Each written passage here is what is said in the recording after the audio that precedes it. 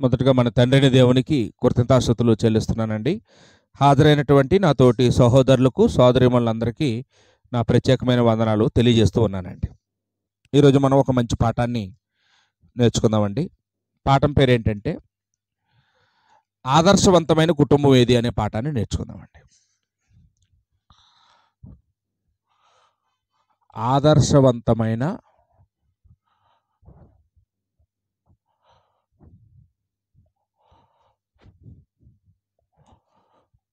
కుటుంబము ఏది? ఆదర్శం అనే మాటకు అర్థం తెలుసమ్మా?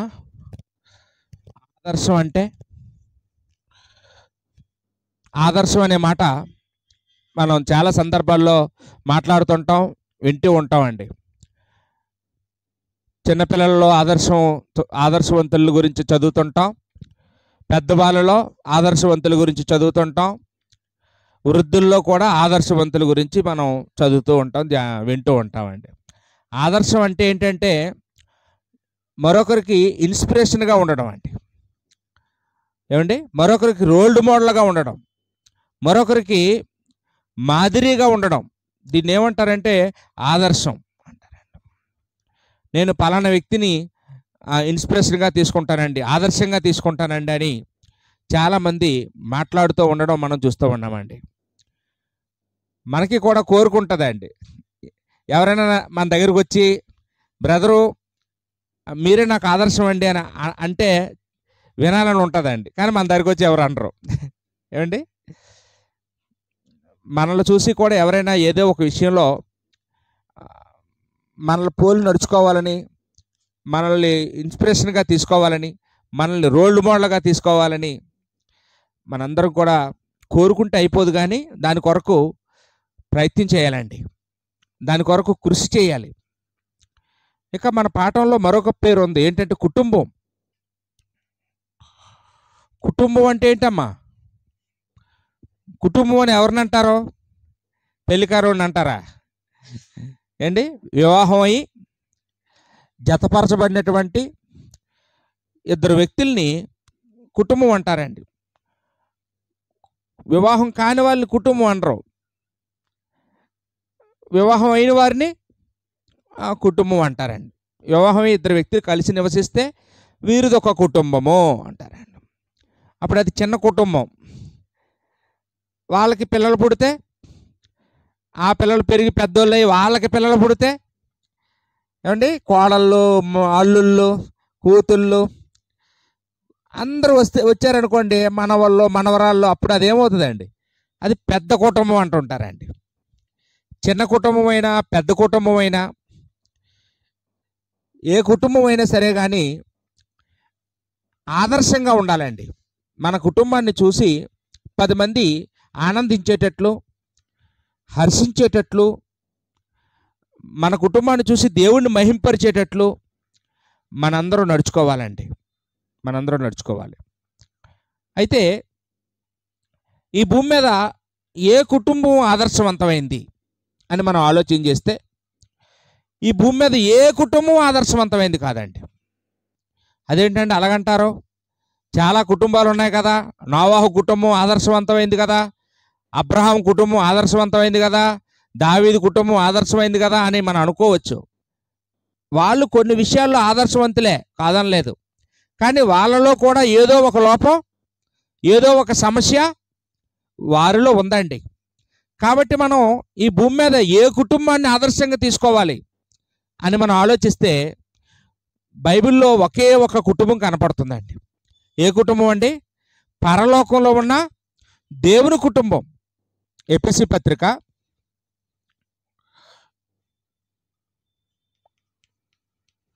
పత్రిక 3వ అధ్యాయము 14వ వచనంలో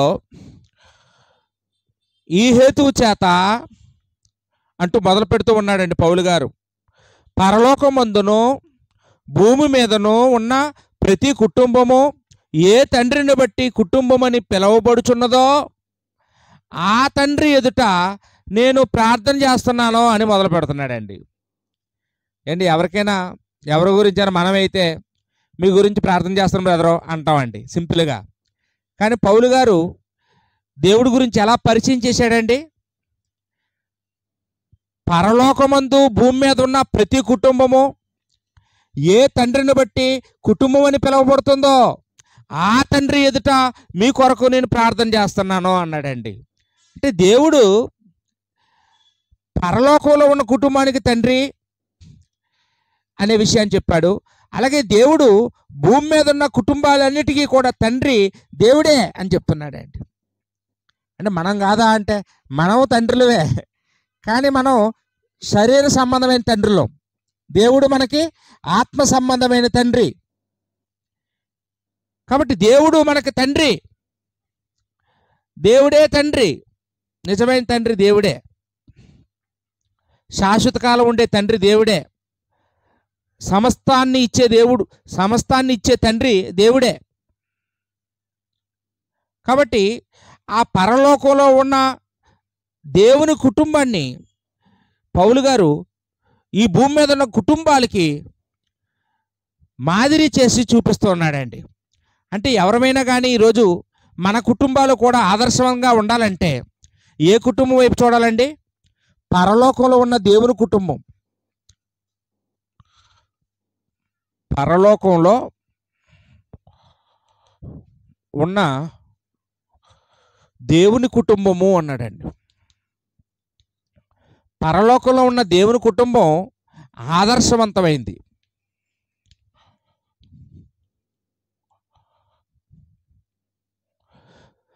పరలోకంలో ఉన్న దేవుని కుటుంబం ఏంటమ్మా? ఆదర్శవంతమైన కుటుంబం. ఆ కుటుంబంలో ఎవరెవరు ఉంటారండి? ఏమండి, ఆ కుటుంబంలో ఎవరెవరు ఉంటారు? దేవుడు ఉంటాడు, అంటే యెహోవా ఉంటారు. ఇంకెవరు ఉంటారమ్మా? యేసుక్రీస్తు ఉంటారు. ఇంకెవరు ఉంటారు? పరిశుద్ధాత్ముడు ఉంటాడండి. వీళ్ళు ముగ్గురు కూడా ఒక ఫ్యామిలీ. వీళ్ళు ముగ్గురు కూడా ఏంటంటే ఒక కుటుంబం. ఆ కుటుంబానికి తండ్రి ఎవరంటే దేవుడు, కుమారుడు ఎవరంటే యేసుక్రీస్తు వారు, అలాగే పరిశుద్ధాత్మ. వీళ్ళు ముగ్గురు కూడా ఒక కుటుంబంగా ఉన్నట్టుగా మనకి దేవుని యొక్క గ్రంథంలో మనం అన్ని కాలాల్లోనూ కూడా మనము చూస్తూ ఉంటామండి. రైట్. అయితే ఏ విషయంలో వీళ్ళు మనకి ఆదర్శంగా ఉన్నారు? ఏ విషయంలో ఈ భూమి మీద ఉన్న కుటుంబాలకి వీళ్ళు ముగ్గురు కూడా ఆదర్శంగా ఉన్నారు అనేది మనం ఒకసారి దేవుని యొక్క లేఖనాల నుంచి మనం ఆలోచన చేసినట్లయితే, ముందుగా ఐక్యతలో ఉన్నారండి. ఐక్యతలో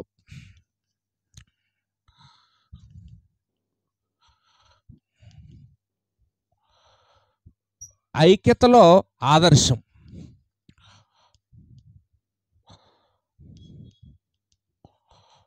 ఐక్యతలో ఎలాగున్నారండి? వీళ్ళు ఆదర్శంగా ఉన్నారంట అండి.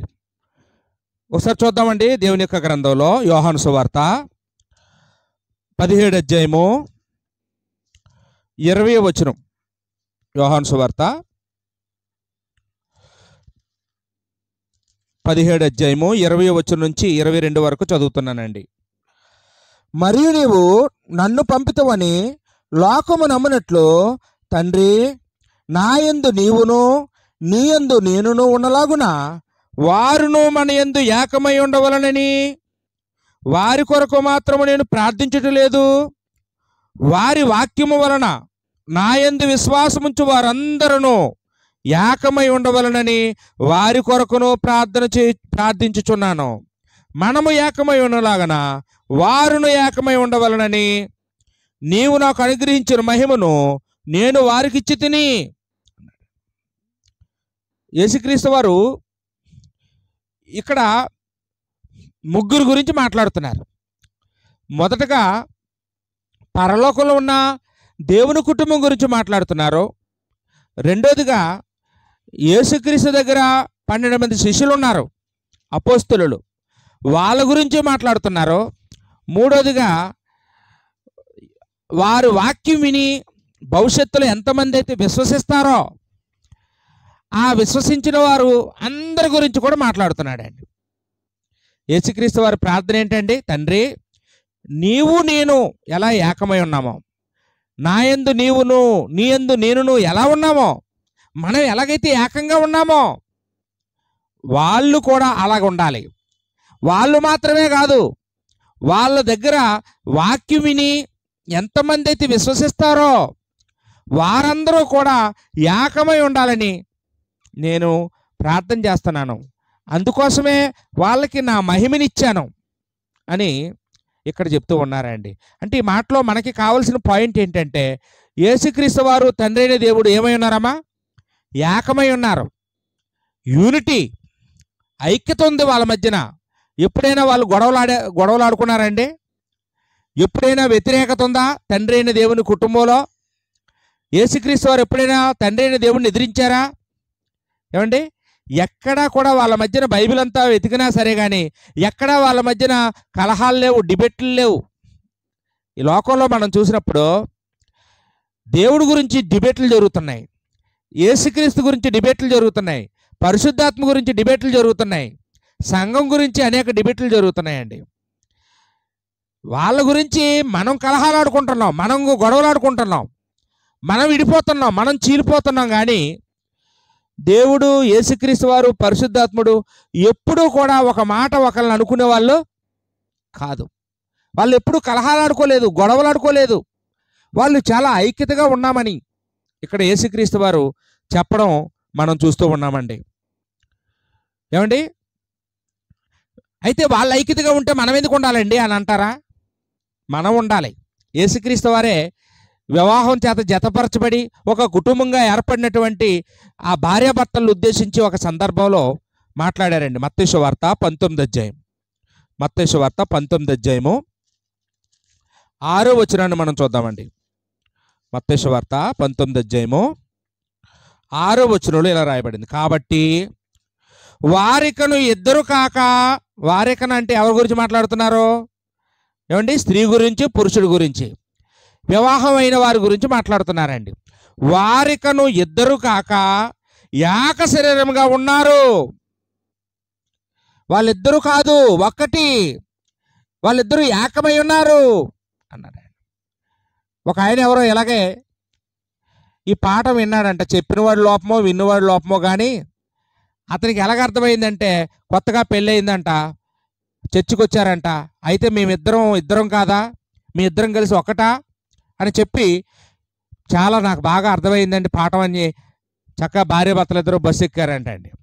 బస్సు ఎక్కి ఒక టికెట్ తీసుకున్నాడంట అండి. తీసుకుని వెళ్ళిపోతుంటే కండక్టర్ గారు టికెట్లు అన్నీ ఉన్నాయి లేవు లెక్కెట్టుకుంటున్నాడంట.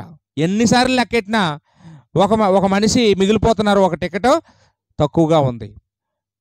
ఎవరైనా ఇంకా టికెట్ తీసుకోవాలో చెప్పండి అంటే అందరూ మౌనంగా ఉంటున్నారంట. అప్పుడు ఇలా కాదని, నీ టికెట్ చూపించు, నీ టికెట్ చూపించు అని అందరు టికెట్లో చూపించమన్నాడంట. చివరికి భార్యాభర్తల దగ్గరికి వచ్చేటప్పటికి, ఏమండి, భార్యకి టికెట్ లేదంట అండి, భర్త ఒకటి దగ్గర టికెట్ ఉంది. ఏమండి, మీ ఆవిడికి టికెట్ ఎందుకు తీయలేదంటే, అదేంటండి పెళ్ళైన తర్వాత ఇద్దరు కాదట కదా, ఒకటేనంట కదండి, మా పాస్టర్ గారు మాకు ఇలాగే చెప్పారు కాబట్టి మేము ఇంకా టికెట్ తీసుకోలేదండి అన్నారంట. అంటే ఆయనకి ఎలాగ అర్థమైందండి అంటే, శరీరాలు ఒకటైపోతాయి అనుకున్నాడండి ఆయన. ఒక శరీరంలోకి ఇంకొకరు వెళ్ళిపోతారా? 4 కాళ్ళు 2 కాళ్ళు అయిపోతాయా? 4 చేతులు 2 చేతులు అయిపోతాయా? 4 కళ్ళు 2 కళ్ళు అయిపోతాయా? అదే అర్థం. మనసులండి, 2 మనసులు ఒక మనసు అవుతుంది పెళ్ళైన తర్వాత. 2 ఆలోచనలు ఒక ఆలోచన అవుతుంది. 2 గురులు ఒక గురు అవుతుంది. 2 ఉద్దేశాలు ఒక ఉద్దేశం అవుతాయి. అంతేగాని 2 నిర్ణయాలు ఉండవు, ఒక నిర్ణయమే ఉంటుంది. చూడండి, మీరు ఎవరైనా పెళ్ళైన కొత్తలో అలాగే కనపడతారండి. ఎక్కడికి వెళ్ళా ఇద్దరు కలిసి వెళ్తారు. ఏమండి, చాలా రుద్దుకున్నట్టుగా పక్క పక్కన కూర్చొని ఒకరి మీద ఒకరు చేతులు వేసేసుకుంటూ నడిచినా చేతులు పట్టుకొని నడుస్తుంటారు. ఎవరైనా చూస్తారని భయం కూడా ఉండదు వాళ్ళకి. అది చూసుకొనే అండి, మాకు పెళ్ళయింది, మా ఇద్దరం భార్యాభర్తలం అనుకొని అలా అన్యోన్యంగా కనపడతారండి. మరి ఏమవుతుందో తెలియదు. ఒక 4 సంవత్సరాల తర్వాత ఏమండి, ఒకప్పుడు చీమ కూడా దూరనివ్వరు వాళ్ళ మధ్యలోకి, ఇప్పుడేమో లారీలు దూరిపోయినంత దూరంగా నడుస్తుంటారు. ఏమండి, చూసారా అలాంటి వాళ్ళని? ఆయనేమో ఒక 100 అడుగులు ముందు నడిస్తే ఈవిడేమో 200 అడుగులు వెనక నడుస్తుంటుంది. ఏమైందండి? ఏమంటే ఏదో తేడా వచ్చింది. ఎవరో వీళ్ళని దూరం చేశారండి. ఎవరో వీళ్ళ మనసులు దూరం చేశారు, వీళ్ళ ఆలోచనలు దూరం చేశారు, ఎవరో వీళ్ళ గురుల్ని దూరం చేశారు, వీళ్ళ ఉద్దేశాలు, వీళ్ళ నిర్ణయాలు దూరం చేశారండి. ఇంకా అక్కడ నుండి ఒకలంటే ఒకళ్ళ చిరాకు, ఒకళ్ళ మాట ఏదైతే ఒకళ్ళకి కోపం. ఈరోజు మనం అలాంటి వాళ్ళని ఎంతోమందిని చూస్తూ ఉన్నామండి. కానీ దేవుని కుటుంబం ఎప్పుడూ కూడా ఐక్యతగా ఉంది, యూనిటీగా ఉంది, ఏకమై ఉన్నట్టుగా దేవుని యొక్క గ్రంథంలో మనము చూస్తూ ఉన్నామండి. అందుకని అక్కడ అన్నారు, యేసుక్రీస్తు వారు 6వ వచనంలో, 19వ అధ్యాయం 6వ వచనంలో ఏమన్నారండి? గనుక దేవుడు జతపరిచిన వారిని మనుషుడు వేరు చేయకూడదు. దేవుడు జత చేసిన వారిని మనుషులు వేరు చేయకూడదు, దేవుడే వేరు చేయాలి అని. అంటే మా సాధారణంగా ప్రతి పెళ్లిలోని వచనం చదవకుండా పెళ్లి చేయరు, కానీ ప్రతి పెళ్లిలోని వచనం చదువుతారు, వినిపిస్తారు. పెళ్ళైన తర్వాత వేరు చేస్తారండి వాళ్ళని. వాళ్ళు వేరైపోతున్నారు. ఎవరు వేరు చేస్తున్నారంటే తల్లిదండ్రులు. ఏమండి, భార్యాభర్తలు వేరైపోవడానికి ముఖ్య కారణం ఎవరో తెలుసా అండి? తల్లిదండ్రులు. అంటే జనరల్గా ప్రతి ఇంట్లోనూ ఏదో ఒక సమస్యలు వస్తుంటాయండి. అది డబ్బుల దగ్గర రావచ్చు, స్నేహితుల దగ్గర రావచ్చు, సమయం దగ్గర రావచ్చు, అలంకరణ దగ్గర రావచ్చు, పిల్లల దగ్గర రావచ్చు. ఎక్కడో దగ్గర సమస్య అంటూ వస్తుందో రాదండి. కుటుంబం అన్నాక సమస్యలు వస్తాయి. మనం మానవులం కాబట్టి, రక్తమాంసాలతో ఉన్నాం కాబట్టి, ఏమండి, మనందరం కూడా చాలా పొరపాట్లు చేస్తూ ఉంటాం కాబట్టి మనకి సమస్యలు వస్తుంటాయి. సమస్యలు వచ్చినప్పుడు తల్లిదండ్రులు వాటిని పెద్ద చేయకూడదండి. ఇప్పుడు వాస్తవానికి ఆ తండ్రికి ఎలా ఉంటుందంటే, నా కూతురు అంత మాట అంటాడా అని తండ్రి కోపం వచ్చేస్తుంటుంది, తల్లి కోపం వచ్చేస్తుంటుంది. ముఖ్యంగా నీ మీద చేయెత్తాడా, చూడు అతను ఏం చేస్తావు, నువ్వేం పర్వాలేదు ఇంట్లో ఉండు, సంవత్సరమైనా 2 సంవత్సరాలైనా ఉండు, నీకేం నేను పోషిస్తాను అంటారు వాళ్ళు. ఏమండి, అలా అంటే వాళ్ళు ఎప్పటికైనా కలుస్తారండి చెప్పండి? పోనీ ఈ భార్యాభర్తలు పెళ్ళి అయిన తర్వాత ఎప్పుడు దెబ్బలాడుకొని ఉండరా ఈ తల్లిదండ్రులు? వీళ్ళు ఎన్నోసార్లు దెబ్బలాడుకొని ఉంటారు, ఎన్నోసార్లు గొడవలు పడి ఉంటారు, కొట్టుకొని ఉంటారు, తిట్టుకొని ఉంటారు, మళ్ళీ కలిశారు. కానీ వాళ్ళ కూతురు దగ్గరికి వచ్చేటప్పటికి, వాళ్ళ కోడల దగ్గరికి వచ్చేటప్పటికి ఏమండి, ఎప్పుడు అసలు వీళ్ళకి దెబ్బలాటలే తెలియనిలాగా, ఎప్పుడు గొడవలు ఆడుకోవడం తెలియలేనట్టుగా, ఏమండి, ఈ చిన్న గొడవని ఏం చేస్తారండి, పెద్ద పెద్ద గొడవలు చేసేసి వాళ్ళు విడిపోవడానికి ఫుల్గా సపోర్ట్ చేస్తుంటారండి. అమ్మ ఏం చెప్పాలండి? కూతురు అలిగి వచ్చింది అనుకోండి ఇంటికి, అమ్మ ఏం చెప్పాలి? అమ్మా, మీ నాన్నగారు నిన్నేం కొట్టారు కానీ మీ నాన్నగారు నన్ను తెగ కొట్టేసేవాడమ్మా, కానీ నేను ఎప్పుడు అమ్మగారి ఇంటికి వెళ్ళలేదు, మీకోసమే అలాగా ఓర్చుకొని ఉన్నానమ్మా. నేను అలా వెళ్ళిపోయి ఉంటే నువ్వేమైపోదు ఒకసారి ఆలోచించు. మరి నేను అలాగా దెబ్బలు కాసుకొని అలా ఉన్నాను కాబట్టి మీ నాన్నగారు మారారు. ఈరోజు మనం ఒక కుటుంబంగా ఉన్నాం, మనం సంతోషంగా ఉన్నాం. అలాగే అమ్మా, నువ్వు కూడా అర్థం చేసుకో, నీ భర్తను మార్చడం కోసం ప్రార్థన చెయ్యి, అలా కృషి చేయమ్మా. అంతేగాని ఇలా చేయడం మంచిది కాదమ్మా, నీలో కూడా తప్పులు ఉండే ఉంటాయి, నువ్వు కూడా అతను నచ్చినట్టుగా నువ్వు కూడా నడుచుకోవాలి అని మంచి మాటలు చెప్పి తల్లి పంపించాలండి ఇంటికి. ఈరోజు అలా ఉన్నారండి? అలాగే ఉన్నారా? అమ్మ నాన్నలు అలాగే ఉన్నారా? లేరండి. ఎక్కడ చూసినా ఏమండి విడదీసేయడానికే. పూర్వం తల్లిదండ్రులు విడదీసేవారండి. ఇప్పుడండి, ఇప్పుడు సినిమాల్లో ప్రతి సినిమాల్లోనూ ఏం చూపిస్తున్నారండి? భర్త అందులో ఎక్కువ, భార్య అందులో తక్కువ. ఏం భార్య సంపాదించట్లేదా? భార్య సంపాదిస్తుంది. సంపాదించిన వాళ్ళ మాట వినాలి, నువ్వెందుకు ఆయన మాట వినాలి? నువ్వు సంపాదిస్తున్నావు, నీ మాట అతను వినాలి అంటుంటారు. అతనికంటే నువ్వే అందంగా ఉన్నావు కాబట్టి నీ మాట అతను వినాలి, నువ్వు అతనికంటే ఎక్కువ చదువుకున్నావు కాబట్టి నీ మాట అతను వినాలి అని ఈరోజు సినిమాలన్నీ అయ్యే నేర్పిస్తున్నాయండి. ఏమైనా మళ్ళీ మీడియా వాళ్ళు వచ్చారు, వీళ్ళు ఏం చేస్తున్నారండి? ప్రోగ్రాలు, రకరకాల ప్రోగ్రాలు. బ్రతుకు జట్కా బండి అని ఒకడు, సంసారం ఒక చదరంగం అని ఒకడు, ఏమండి ఏ పేర్లు బోల్డ్ ఉన్నాయండి. మనమేమో ఆ సెల్ ఫోన్లలో పెట్టే ఆ ప్రోగ్రాలు నిజం అనుకుంటామండి. మీకు తెలుసా అండి, అదంతా అబద్ధం అండి, అదంతా క్రియేషన్. కొన్ని పాత్రలను వాళ్ళే ఏరుకొచ్చి స్టోరీలు అల్లుకొచ్చి అక్కడ ఒక ఇద్దరు మనుషులు కూర్చోబెట్టి వాళ్ళ చేత ఆ మాటలన్నీ పలికిస్తారు. వీళ్ళు వాళ్ళని దెబ్బలాడినట్టు, వాళ్ళు సెట్ చేసినట్టు చేస్తుంటారు. అదంతా అబద్ధం అండి. అవి కానీ చూసి మనం కానీ నిజం అనుకున్నాం అనుకో, చాలా ప్రమాదకరం. అవన్నీ వాళ్ళ డబ్బు కోసం, వాళ్ళ ఛానల్ పాపులారిటీ అవ్వడం కోసం వాళ్ళు చేసినటువంటి కృత్రిమ పాత్రలండి. అవన్నీ కూడా కల్పిత పాత్రలు. ఈరోజు చాలామంది అవి చూసి మోసపోతున్నారు. వాటిని చూసి ఇళ్లలో ప్రాక్టీస్ చేస్తున్నారు. అలా చేయడం వల్ల కుటుంబాలు ఏమైపోతున్నాయండి? కలుషితం అయిపోతున్నాయండి, పాడైపోతున్నాయండి. అంటే చాలామంది అభిప్రాయం ఏంటంటేనండి, కొంతమంది ఉద్యోగాలు వచ్చిన తర్వాత, మరి గవర్నమెంట్ జాబ్ వచ్చింది అనుకోండి, అలాంటప్పుడు కానీ కొన్ని పరిస్థితుల్లో భార్యని విడిచిపెట్టి భర్త ఎక్కడికి వెళ్ళవలసి వస్తుంది. ఉద్యోగరీత్యా తప్పదండి. వాళ్ళని చూసి ఏమనుకుంటారంటే, ఇది వీళ్ళిద్దరు విడిపోయారు అనుకుంటుంటారండి. వీళ్ళు విడిపోయారు, ఇదిగో వీళ్ళకి వాక్యం తెలియలేదు అనుకుంటుంటారు. చాలా పొరపాటు అండి. ఇప్పుడు వాళ్ళు శారీరకంగా దూరంగా ఉన్నారు, మానసికంగా దగ్గర ఉన్నారు. మీరు ఒక ఉదాహరణ చూడండి. ఒకే ఇంట్లో ఉంటూ, ఒకే పరుపు మీద పడుకుంటూ, ఒకరితో ఒకరు మాట్లాడుకోకుండా ఉండడం అది మంచిదా? దూరంగా ఉంటూ అస్తమానం మాట్లాడుకుంటూ సరదాగా ఉంటూ ప్రేమగా ఉంటూ ఉండడం అది మంచిదా? ఎవరు విడిపోయినట్టు చెప్పండి అమ్మా, ఎవరు విడిపోయినట్టు? ఇప్పుడు ఉదాహరణకి తండ్రి అయిన దేవుడు పరలోకంలో ఉన్నాడు, యేసుక్రీస్తు వారు భూమి మీదకి వచ్చారండి. ఏమన్నా వాళ్ళిద్దరు విడిపోయినట్టండి? యేసుప్రభు ఎప్పుడైనా తండ్రితో మాట్లాడడం మానేసిన రోజు ఉందా అండి? రాత్రంతా ప్రార్థన. అది మేము ఏకమై ఉన్నాం, మేము ఏకంగా ఉన్నాం, మేము ఐక్యతగా ఉన్నాం, మేము యూనిటీగా ఉన్నాం అన్నాడు.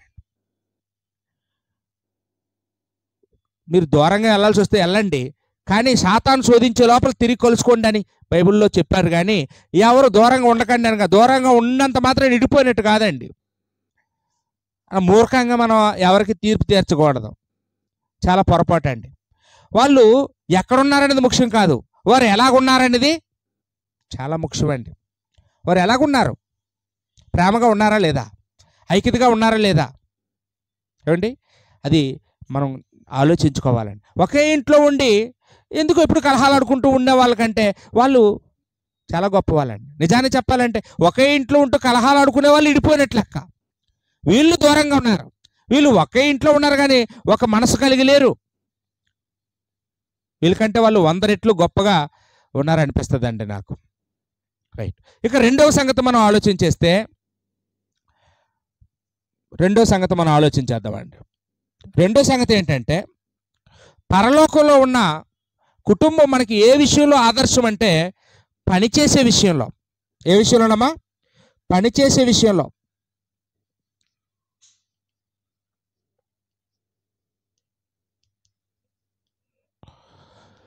పనిచేసే విషయంలో పరలోకంలో ఉన్న కుటుంబం ఈ భూమి మీద ఉన్న కుటుంబాలన్నిటికీ కూడా ఆదర్శంగా ఉన్నారండి. పరలోకంలో ఉన్న దేవుడు పనిచేస్తున్నాడా అంటే, మనందరికీ దేవుడు పనిచేసాడని వచ్చిన వాడు కనపడుతుంది. ఆదికాండం 1:1 ఆది యందు దేవుడు భూమి ఆకాశాలను సృష్టించెను. ఆ మాట మనకు బాగా తెలుసండి. ఇంకా అయిపోయింది, విశ్రమించేశాడు, ఇంకా దేవుడు పనేం లేదు, ఆ 6 రోజులే పనిచేశాడు అనుకుంటారు చాలామంది. లేదండి, దేవుడు నిత్యము పనిచేస్తున్నాడు. 121 కీర్తనలో 4వ వచనంలో దావీదు ఏమన్నాడండి? ఇశ్రాయేలును కాపాడువాడు, కొనకడు, నిద్రపోడు. ఆయనే నిద్రపోతే మనందరం ఏమవుతాం? ఏమండి, ఈ సూర్యుడు ఏమవుతాడు, చంద్రుడు ఏమవుతాడు, భూమి ఏమవుతుంది? గాలి ఎవరు పంపిస్తున్నారు? నీటిని ఎవరు రప్పిస్తున్నారు? ఆహారం ఎవరు రప్పిస్తున్నారు? అంటే ఇవన్నీ, ఈ ఋతువులు ఇవన్నీ ఎవరు వస్తున్నారు? దేవుడు ఎప్పుడు పనిచేస్తున్నాడండి, నిత్యుడు. ఆయన నిత్యము పనిచేస్తూ ఉంటాడు. స్వయంగా యేసుక్రీస్తు వారే ఆ మాట చెప్పడం మనం చూస్తామండి. యేసుక్రీస్తు వారు మాట్లాడుతూ యోహాను సువార్త 5వ అధ్యాయం 16వ వచనం నుంచి మనం చూస్తే, ఇక్కడ యేసుక్రీస్తు వారు అయితే బాగా ఇంకా ఎక్కువ పని చేసినట్టుగా మనకి ఇక్కడ రాయబడిందండి. అంటే భూమి మీద శరీరధారిగా ఉన్నప్పుడు ఆయన యూదా మతంలో పుట్టినప్పుడు యూదులందరూ కూడా విశ్రాంతి దినం పనిచేసేవారు కాదు. కానీ యేసుక్రీస్తు వారు విశ్రాంతి దినం రోజు కూడా విశ్రాంతి తీసుకోకుండా పని చేస్తున్నారు. అప్పుడు అక్కడున్న యూదులు అది చూసి యేసుప్రభు దగ్గరికి వచ్చి యేసుప్రభుని హింసించారండి. బెతస్దా కోనేటి దగ్గర ఒక వ్యాధిగ్రస్తుడిని యేసుప్రభు వారు బాగు చేశారు. ఆ సందర్భంలో అతను ఎన్నో సంవత్సరాలు బట్టి అక్కడ మూలుగుతూ ముక్కుతూ బాధపడుతూ ఉంటే ఆయన పరుపెత్తుకొని ఆయన నడిచేలాగా యేసుక్రీస్తు వారు స్వస్థపరిచినప్పుడు సంతోషపడవలసింది పోయి అక్కడ ఉన్నటువంటి శాస్త్రుల్లో పరిచయులు ప్రధాన యాజకులు వచ్చి నువ్వు విశ్రాంతి దినాన్ని ఎందుకు పనిచేసావు అని చెప్పి యేసుక్రీస్తుని చాలా హింసించారంట. ఆ సందర్భంలో యేసుక్రీస్తు వారు మాట్లాడుతున్న మాట ఒకసారి చూద్దామండి. యోహాను సువార్త 5వ అధ్యాయము 15-16 వచనాల్లో 16 నుంచి మనం చూస్తే, ఈ కార్యములను విశ్రాంతి దినమున చేసినందున యూదులు యేసును హింసించిరి. అయితే యేసు నా తండ్రి ఇదివరకు పనిచేయుచున్నాడు, నేనును పనిచేయుచున్నానని వారికి ఉత్తరం ఇచ్చాను. ఇక్కడ ఏం చెప్తున్నారండి? నా తండ్రి పని చేస్తున్నాడు, నేను పని చేస్తున్నాను. నా తండ్రి పని చేసినప్పుడు నేను ఖాళీగా ఉండడం కరెక్ట్ కాదు. కాబట్టి మా కుటుంబంలో అందరూ పని చేసేవాళ్ళమే. మా తండ్రి పని చేస్తున్నాడు, తండ్రి చేసే పని తండ్రి చేస్తున్నాడు, నేను చేయవలసిన పనిని నేను చేస్తున్నాను, తప్పే ఉందని యేసుక్రీస్తు వారు వారికి చెప్పారండి. అంటే దేవుని కుటుంబంలో అందరూ పని చేస్తారండి. పరిశుద్ధాత్ముడు కూడా పని చేస్తాడా? పరిశుద్ధాత్మ అన్ని కాలాల్లోనూ పనిచేశాడు. ఏమంటే ఎప్పుడు దేవుడు పంపినా అప్పుడు వచ్చి ఆత్మరూపంగా వచ్చి పనిచేసి ఆయన చేయడం మనం అన్ని కాలాల్లోనూ. సృష్టి సమయంలో పరిశుద్ధాత్మ పని ఏం చేశాడండి? దేవుని ఆత్మ జలబలం పైన అల్లాడుచుండనంతే ఉత్పత్తి చేశాడంట, పొదిగాడంట. న్యాయాధిపతుల కాలంలో లేకపోతే ధర్మశాస్త్రం ఇచ్చినప్పుడు అన్ని కాలాల్లోనూ, రాజుల కాలంలో పరిశుద్ధాత్మ లేని కాలం ఏదీ లేదా అండి. పెంతెకోస్తు పండగ రోజు పరిశుద్ధాత్మ పావురం వలె దిగొచ్చి ఆ 12 మంది మీద రాలి, ఏమండి అక్కడ ఆ రోజు అగ్ని వంటి నాలుకలుగా విభాగించబడి అన్య భాషలతో వాళ్ళు మాట్లాడించి ఆ రోజు 3,000 మంది మారు మనసు పొంది బాప్తిసం పొందేలాగా చేసింది ఎవరండి? సంఘం స్థాపించింది ఎవరు? పరిశుద్ధాత్ముడి పాత్ర అందులో కూడా ఉందండి. ఆ రోజు మొదలుకొని ఈ రోజు వరకు కూడా ఏమంటే మనకి పనిచేస్తున్నారు పరిశుద్ధాత్మ. బాప్తిసం పొందుకునే వెంటనే మనలో వస్తారు, మనలో వచ్చి ఏం చేస్తారు? మనలో నివసిస్తారు. మనకి తెలియలేని సంగతులు తెలియజేస్తారు, జ్ఞాపకం లేని సంగతులు జ్ఞాపకం చేస్తారు. పరిశుద్ధాత్ముడు ఏం చేస్తున్నాడండి? యేసుక్రీస్తుని గురించి సాక్ష్యం ఇస్తున్నాడు. పరిశుద్ధాత్ముడు పని చేస్తున్నాడు మనం చేసే ప్రార్థనలో. రోమపత్రిక 8వ అధ్యాయంలో, రోమపత్రిక 8వ అధ్యాయం 26వ వచనం, మనకి ప్రార్థన ఎలా చేయడం తెలియదు కాబట్టి ఉచ్చరింప శక్యము కాని మూలుగులతో, ఏమండి పరిశుద్ధాత్ముడు మన గురించి దేవుడికి ఏం చేస్తున్నాడమ్మా? విజ్ఞాపన చేస్తున్నాడని ఇక్కడ మనం చూస్తూ ఉన్నామండి. కాబట్టి తండ్రి అయిన దేవుడు పని చేస్తున్నాడు, యేసుక్రీస్తు వారు పని చేస్తున్నారు, పరిశుద్ధాత్ముడు పని చేస్తున్నాడు. ముగ్గురు పని వాళ్ళేనండి. మన ఇంటి దగ్గరికి వద్దాం. మన ఇంట్లో ఎవరు పని చేస్తారు? ముఖ్యంగా మన భారతదేశంలో పురుషులు పని చేస్తారు, స్త్రీలు ఖాళీగా ఉంటారు. అది తరతరాల నుంచి వచ్చిన ఆచారం. లేకపోతే ఒకవేళ పూర్వం లేదేమో, పూర్వం మన తల్లిదండ్రుల దగ్గరికి వస్తే లేదు, వాళ్ళందరూ కష్టపడేవారు.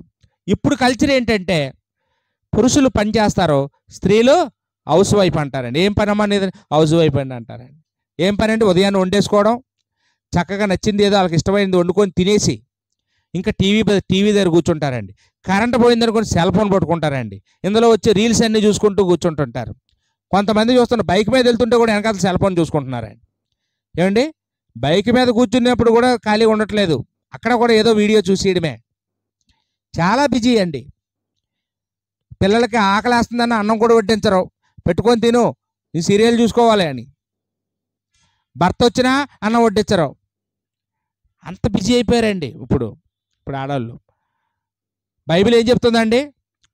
పురుషుడు పని చేయాలి, స్త్రీ పని చేయాలి, అందరూ పని చేయాలండి, ఎవరు ఖాళీగా ఉండకూడదు. దేవుని కుటుంబం మనకు అదే నేర్పిస్తుంది. అపోస్తలుడైన పౌలు గారు దెస్సలోనికులకు ఉత్తరం రాస్తూ అపోస్తలుడైన పౌలు గారు దెస్సలోనికులకు ఉత్తరం రాస్తూ ఏం చెప్పారు చూద్దామండి. 2 దెస్సలోనిక 3వ అధ్యాయము 10-11 వచనాల్లో అక్కడ ఏమన్నారంటే, పని చెయ్యని వాళ్ళని ఎడల వాడు భోజనం చేయకూడదని ఆజ్ఞాపించితిమి కదా అన్నాడు. పని చెయ్యని వాళ్ళని వాడు భోజనం చేయకూడదని ఆజ్ఞాపించాడంటండి. అప్పుడు ఈరోజు మనం ఎవరికైనా అలాంటి ఆజ్ఞలు జారీ చేసామనుకోండి, ఏమో మీ చర్చ ఉందా, ఇంకెవరు చర్చలు లేవు, ఇంకో చర్చకి వెళ్ళిపోతాం, మీరు ఆజ్ఞాపిస్తున్నారు మమ్మల్ని అంటారండి. ఇప్పుడు ఎవరు ఆజ్ఞాపిస్తే వినేవాళ్ళు ఎవరు లేరండి. ఈ కాలంలో బ్రతిమలాడుకోవాలి, చర్చికి రండమ్మా అని.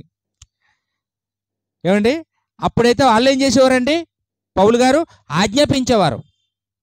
ఆజ్ఞాపించే అధికారం సేవకుడికి ఉంది, సంఘానికి ఆజ్ఞాపించే అధికారం ఉంది. ఈయన ఆజ్ఞాపించాడు, వాళ్ళందరూ కూడా ఉన్నారండి. పని చేయకపోతే వాళ్ళకే నష్టం. అక్కడ ఏమన్నాడండి, మీరు పని చేయకపోతే మీరు పరుల జోలికి వెళ్ళిపోతారు అన్నాడండి. ఖాళీగా ఉన్న వాళ్ళు ఏం చేస్తారటండి, ఇతరుల జోలికి, ఇతర కుటుంబాల్లో ఇన్వాల్వ్ అయిపోయి వాళ్ళ సమస్యల గురించి మాట్లాడి వాళ్ళ ఇంట్లో గొడవలు పెట్టి పని పాట లేని వాళ్ళు ఏం చేస్తారండి, ఇంకెప్పుడు ఇతరుల గురించి ఫోన్లు చేసుకొని వాళ్ళ గురించి ఇలా చెప్పడం, వీళ్ళ గురించి అలా చెప్పడం చేసి ఏమంటే అనవసరమైన విషయాలన్నీ మాట్లాడి అందరి గొడవల్లో ఇన్వాల్వ్ అయిపోతుంటారండి. సమస్య ఉండదు, వీళ్ళకి ప్రశాంతత ఉండదు, శాంతి ఉండదు. పాపం అలా ఫోన్లు వస్తూనే ఉంటాయి. వీళ్ళకి ఎందుకండి, వాళ్ళ అందరి కుటుంబాల్లో ఏం జరిగితే వీళ్ళకి ఎందుకండి? వీళ్ళ కుటుంబ సమస్యలు వీళ్ళు చూసుకోవాలి, బయట సమస్యలు వీళ్ళకి ఎందుకు? అదా పని. ఏమండి, ఆ పనులు మనం చేయొచ్చండి? ఆ పని కాదండి. సామెతల గ్రంథంలో 31వ అధ్యాయం గుణవత్తరాలైన భార్య గురించి మాట్లాడుతూ, గుణవత్తరాలైన భార్య దొరుకుట అరుదు, అట్టిది ముత్యము కంటే అమూల్యమైనదని మొదలుపెట్టి, ఏమంటే ఆమె ఎన్ని పనులు చేస్తుందో, పెందుల కడలు వేస్తుందంట, పొద్దున్నే లేచి ఏం చేస్తుందంటే పనులు చేస్తుందని చెప్పాడండి. ఆమె వ్యాపారం కూడా చేస్తుందని చెప్పాడండి. 27వ వచనం దగ్గరికి వచ్చేటప్పుడు, చివరి వచనం దగ్గరికి వచ్చేటప్పటికి ఆ 27వ వచనంలో ఏమన్నాడు చూడండమ్మా. 27వ వచనంలో, పని చేయకుండా ఆమె భోజనం చెయ్యదు. ఎవరో? గుణవత్తరాలైన భార్య కుటుంబానికి సంబంధించిన పని చేస్తుంది, పని చేయకుండా భోజనమే చేయదంట అండి. అదండి స్త్రీ గురించి బైబిల్ చెప్తున్న విషయాలండి. తీతు పత్రికలో కూడా 2వ అధ్యాయం 4వ వచనంలో, ఇంట ఉండి పని చేయాలని యవన స్త్రీలకి వృద్ధ స్త్రీలు చెప్పాలని చెప్పాడండి. ఏమండి, అమ్మ మేము చేసేవా, మీ కాలంలో ఎంత పని చేసేవాళ్ళని తెలుసా అమ్మ? ఇప్పుడు కూడా మా అమ్మలు అటు మనం కదిపాం అనుకోండి, మేము దంచుకొని అన్నం వండేవాళ్ళం అంటారండి, మేము కట్టెలు ఏరుకొని తెచ్చుకొని వంట చేసేవాళ్ళం అంటారండి. ఇప్పుడు మనకండి, మనకి అన్నీ బ్యాగ్ రెడీమేడ్ రైస్, మిల్లికి కూడా వెళ్ళరు, రెడీమేడ్ రైస్ వచ్చేస్తున్నాయి, పాలిష్ రైస్ వచ్చేస్తున్నాయి. ఏమండి, దంచే పని లేదు, స్టవ్, గ్యాస్ స్టవ్లు. ఇప్పుడు మిక్సీలు, ఒకప్పుడేమో రుబ్బాలి, నూరాలి, ఏమంటే రాళ్ళు ఉండాలి, ఆ రాళ్ళుతో చేతులు నలగొట్టుకోవాలి. ఇప్పుడు అలాంటి పనులు ఏమైనా ఉన్నాయండి? అప్పుడు చీకట్లో అవన్నీ చేయాలి. ఇప్పుడేమో కరెంట్ లైటింగ్లో ఫ్యాన్ కింద కూర్చొని, అప్పుడు ఫ్యాన్లు ఉన్నాయా? ఎన్ని కష్టాలు పడేవారనండి.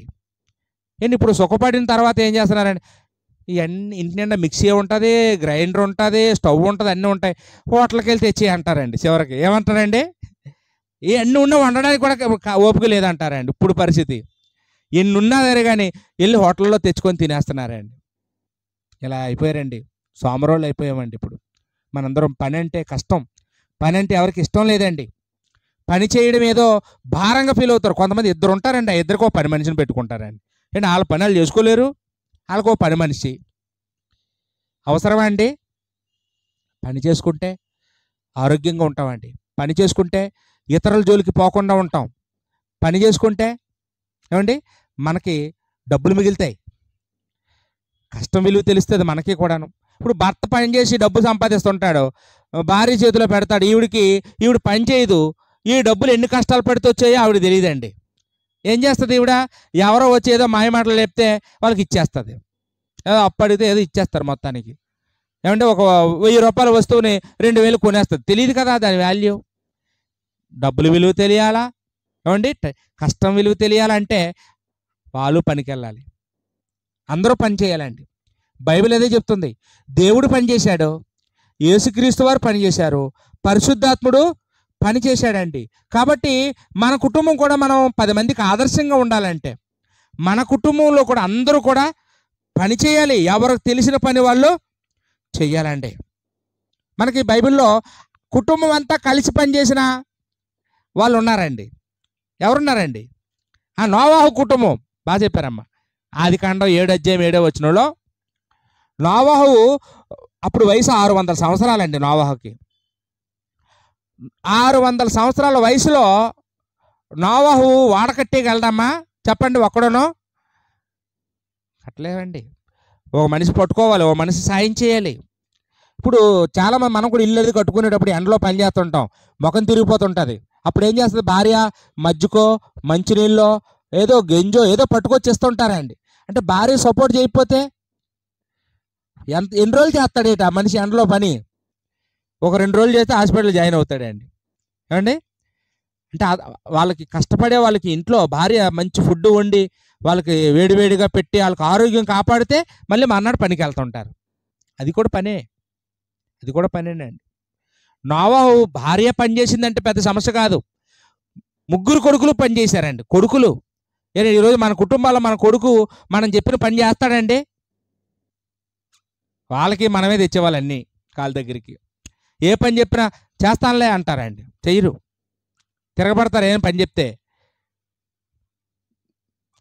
కొడుకులే మన మాట వినకపోతే రేపు వాళ్ళకి వచ్చే కోడలు వింటారా? కానీ నోవాహు గారి కోడళ్ళు వాళ్ళు విన్నారు, వాళ్ళు పని చేశారండి. కాబట్టే ఆ యనమండుగురు ఆ ఓడలో ప్రవేశించారని ఆదికాండం 7:7 మనం చూస్తూ ఉన్నామండి. అలాగా కుటుంబం అంతా పనిచేసిన వాళ్ళు మనకి బైబిల్లో కొత్త నిబంధనలో కూడా ఉన్నారు. అకులా ప్రిస్కిల్లా కుటుంబం. అకులా ప్రిస్కిల్లా వాళ్ళట వృత్తికి డేరాలు కుట్టుకునేవారట. పౌలు గారు కూడా అదే వృత్తి కలిగిన వాడు కనుక వారితో జాయిన్ అయ్యాడు. వాళ్ళు 3 కలిసి దేవుడు పని చేశారండి. ఆవిడ బోధించేది. అపోల్లో ఇంటికి వచ్చినప్పుడు ఏం చేసిందమ్మా? అకులా ప్రిస్కిల్లా ఇద్దరు కలిసి విద్వాంసుడికి వినయం నేర్పారండి, వాక్యం నేర్పారండి. మామూలు విషయం కాదు. విద్వాంసుడికి నేర్పించిందంటే ఆవిడకి ఎంత వాక్యం నేర్చుకొని ఉంటుందండి. అంటే మనం భౌతికంగా పనులు రావాలి, దేవుడి వాక్యం కూడా మనకి చెప్పడం రావాలండి. అది పనే. దేవుడి పని కూడా చేయాలి, పరిచర్య కూడా మనం చెయ్యాలని బైబిల్ మనకి నేర్పిస్తూ ఉందండి. రైట్. ఇక 3వ విషయానికి వస్తే పరలోకంలో ఉన్న కుటుంబం మనకి ఏ విషయంలో ఆదర్శం అని మనం ఆలోచన చేస్తే లోబడే విషయంలోనండి. లోబడి విషయంలో ఆదర్శంగా ఉన్నదండి. దేవుని కుటుంబం మనకి ఏమి నేర్పిస్తుందంటే, ఇదిగో మా ఫ్యామిలీలో అందరూ ఒకరికొకరు లోబడతాం, మీరు కూడా లోబడితే మీ ఇంట్లో కూడా ఒకరికొకరు లోబడితే మీరు హ్యాపీగా ఉంటారు, మీరు ఆనందంగా ఉంటారు, మీరు సంతోషంగా ఉంటారు, మీరు నెమ్మదిగా ఉంటారు, మీరు మనశ్శాంతిగా ఉంటారని మనకి ఆ కుటుంబం మనకి నేర్పిస్తూ ఉందండి.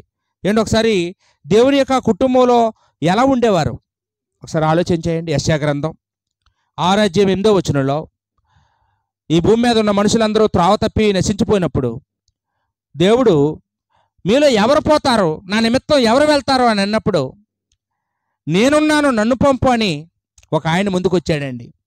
ఎవరండి ఆయన? యేసుక్రీస్తు వారు. యెషయా గారు కూడా ఒక ప్రవక్తగా ఆ కాలంలో నేనున్నానని ముందుకు వచ్చాడు. ఈరోజు కూడా సువార్త ప్రకటించడానికి ఎవరైనా పిల్లలు పంపుతారండి? చెప్పండి. మీ పిల్లలు డాక్టర్ అవ్వాలి, ఇంజనీర్ అవ్వాలి, కలెక్టర్ అవ్వాలనుకుంటారు, కానీ నా కొడుకు సువార్తికుడు అవ్వాలని ఎవరైనా అనుకుంటున్నారా? బైబిల్ ట్రైనింగ్ పంపిస్తారా? ఏమండి? అబ్బా సువార్తికుడు అయితే ఏమొస్తుంది, ఏమి రాదు, అందరింటికి తిరగాలి, అందరి కష్టాలు చూడాలి, అందరి గురించి ఆలోచించాలి, ఏమండి వ్యాపారం చేసుకోవడానికి కావద్దు, ఉద్యోగం చేసుకోవడానికి కావద్దు, డబ్బులు సంపాదించడానికి కావద్దు అని ఎవరు పిల్లని కూడా ఎవరని ఏం చేస్తారండి? ఎవరు సువార్తికుడిని చేయాలనుకోరండి. కానీ దేవుని కుటుంబంలో మాత్రం దేవుడు ఇలా అనగానే యేసుక్రీస్తు వారు నేను వెళ్తానండి అన్నాడండి. నేను వెళ్తాను బాబు. మరి నువ్వు భూమి మీదకి వెళ్ళిన తర్వాత 33.5 సంవత్సరాలు అక్కడ ఉండాలి. అంతవరకు నువ్వు పవిత్రంగా బతకాలి, పరిశుద్ధంగా బతకాలి, పాపం చేయకూడదు. నువ్వు పాపం చేస్తే నీ రక్తం మానవ కోటికి క్షమాపణ ఇవ్వడానికి సరిపోదు.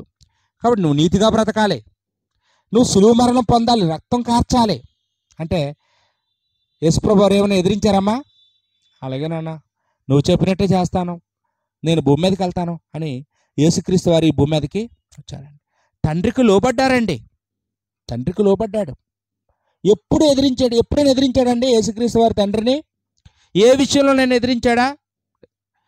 తండ్రి ఏది చెప్తే అదే, ఎంత చెప్తే అంతే, ఎంత చెప్తే అంతేనండి. ఇప్పుడు రెండో రాకడలో కూడా తండ్రి అయిన దేవుడు ఎప్పుడు ఎలమంటే అప్పుడు వస్తాడు, రెడీగా ఉన్నాడండి యేసుక్రీస్తు వారు రావడానికి. తండ్రి అంటే వస్తాడు, అంతే. అదండి కుటుంబం అంటే, అదండి. మన తల్లిదండ్రులు మనకు చెప్పినప్పుడు మనం వింటున్నామా? అలాగా చెప్పిన వెంటనే వింటామండి? ఏమండి, 4 తిట్లు తిట్టిన తర్వాత, 2 దెబ్బలు కొట్టిన తర్వాత చాలామంది వింటుంటారు. అప్పుడు కాదండి, ప్రేమగా చెప్పినప్పుడే చేస్తే వాళ్ళ మీద ఏమవుతుందండి? గౌరవం పెరుగుతుంది, వాళ్ళ మీద మనకు నమ్మకం ఏర్పడుతుంది. పర్వాలేదు, నా పిల్లలు నా మాట వింటారా అని. మన పిల్లల గురించి ఎక్కడైనా బయటికి వెళ్ళి మనం చెప్పుకుంటాం, మా పిల్లలు చాలా మంచోళ్ళండి, మా మాట వింటారండి, మా మాట ఎదురు చెప్పరండి, మేము ఏం చెప్తున్నా సరే, కష్టమైనా సరే నష్టమైనా ఓర్చుకొని చేస్తారండి, మా పిల్లలు చాలా మంచోళ్ళని చెప్పుకుంటామండి. ఒకవేళ మన పిల్లలు మన మాట వినకపోతే, మన మీద తిరగబడితే ఏం చెప్పుకుంటామండి? చెడే చెప్పుకుంటామండి. కాబట్టి కుటుంబంలో ఎవరి మాట ఎవరు వినాలి? భర్త మాట భార్య వినాలా? భార్య మాట భర్త వినాలా? బైబిల్ ఏం చెప్తుందండి? ఎఫెసీ పత్రిక 5:22 23 మనం చాలా సందర్భాల్లో చదువుతుంటాం. స్త్రీలారా, ప్రభువునకు వలె మీ స్వపురుషులకు లోబడి ఉండుడి అన్నాడు. స్త్రీ పురుషుడికి లోబడమన్నాడా? పురుషుడు స్త్రీకి లోబడాలని అన్నాడా? ఏమండి, స్త్రీయే లోబడాలండి. ఒకలా ఆవిడే బాగా డబ్బు సంపాదించినా కానీ, ఆవిడ పేరు మీద ఆస్తి అంతా ఉన్నా కానీ ఆవిడే లోబడాలి. ఆవిడే తెలివైందైనా ఆవిడే లోబడాలండి. అదే ఘనత. ఎందుకు లోబడాలంటే, స్త్రీకి శిరస్సు పురుషుడు కాబట్టి. పురుషుడికి శిరస్సు స్త్రీ కాదు, స్త్రీకి శిరస్సు పురుషుడు. అది దేవుడు డిజైన్ చేశాడండి, అంతేనండి. కొన్ని కుటుంబాల్లో చెడ్డ భర్తలు ఉంటారండి, వాళ్ళు చెడ్డ పనులు చేయమని ప్రోత్సహిస్తుంటారు. మరి అప్పుడు ఆయన లోబడిపోవాలా అంటే తప్పదు. మరి వాళ్ళకు లోబడకుండా వాళ్ళు మార్చలేము. ఏమండి, వాక్యం లేకుండా వాళ్ళు రాబట్టాలంటే వాళ్ళకి ఎదురు తిరిగితే ఇంకా వాళ్ళు ఎదురు తిరుగుతారు, వాళ్ళు ఇంకా చెడ్డలు అయిపోతారు. నెమ్మదిగా వాళ్ళకి నచ్చిన పనులన్నీ చేస్తూ, ఏమండి, వాళ్ళ హృదయంలో స్థానం సంపాదించుకోమని కదా పేతురు చెప్పాడు. ఏమండి, నీ యొక్క ప్రవర్తనతో, నీ మంచి ప్రవర్తనతో నీ భర్తని నువ్వు రాబట్టుకోగలవు. ఏదో ఒక రోజుకి రాబట్టుకుంటావు, ఓర్చుకుంటే నువ్వు ఎప్పటికైనా రాబట్టుకోగలవు అన్నాడండి. మనకి అలాంటి స్త్రీల గురించి పేతురు గారు మాట్లాడాడండి. పూర్వం 3:5 చూడండి. 1 పేతురు 3:5 పూర్వం ఏమన్నాడు అక్కడ? పరిశుద్ధ స్త్రీలు అన్నాడు.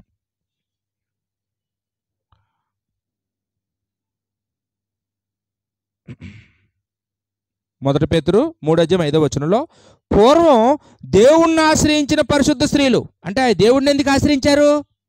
వీళ్ళకి ఎన్నో కష్టాలు వచ్చాయి, ఎన్నో సమస్యలు వచ్చాయి, ఎన్నో నష్టాలు వచ్చాయి, ఎన్నో అవమానాలు వచ్చాయి.